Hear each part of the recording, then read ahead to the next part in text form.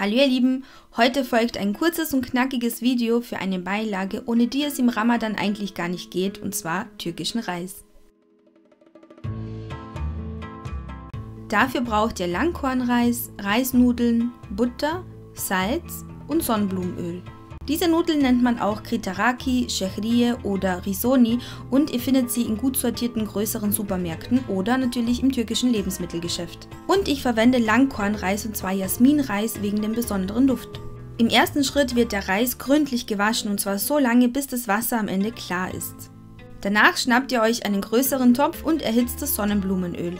Im Öl werden jetzt zunächst die Reisnudeln angeschwitzt, und zwar auf mittlerer Stufe, also Stufe 6 bis 7 von 9. Konstant rühren, damit sie am Ende eine goldgelbe Farbe annehmen und nicht verbrennen. Danach fügt ihr den Reis hinzu, rührt ein paar Mal um und löscht das Ganze mit dem Wasser ab. Das Wasser ist übrigens kalt, ihr müsst also kein warmes oder aufgekochtes Wasser verwenden. Drückt die Reiskörner ins Wasser und würzt alles mit dem Salz. Danach wird der Reis aufgekocht auf höchster Stufe.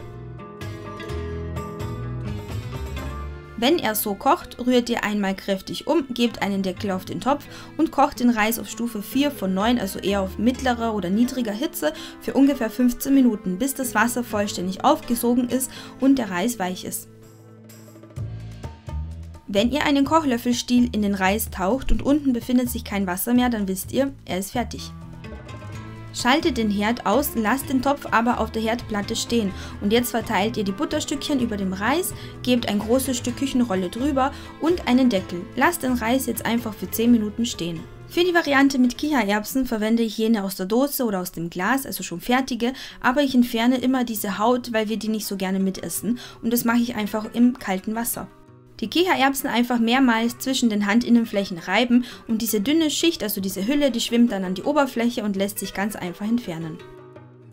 Die Kichererbsen kommen zusammen mit dem Wasser in den Topf, das ist quasi der Schritt, wo sie hinzugefügt werden, und jetzt wird einfach alles gemeinsam geköchelt, genauso wie auch vorhin.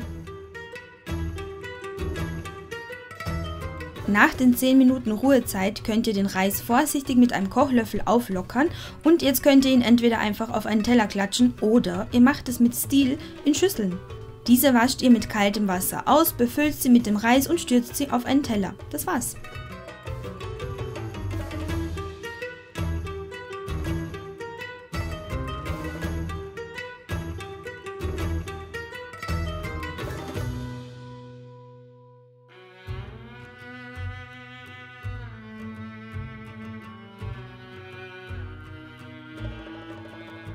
Oder ihr verwendet Silikonförmchen zum Befüllen, das sieht auch sehr hübsch aus.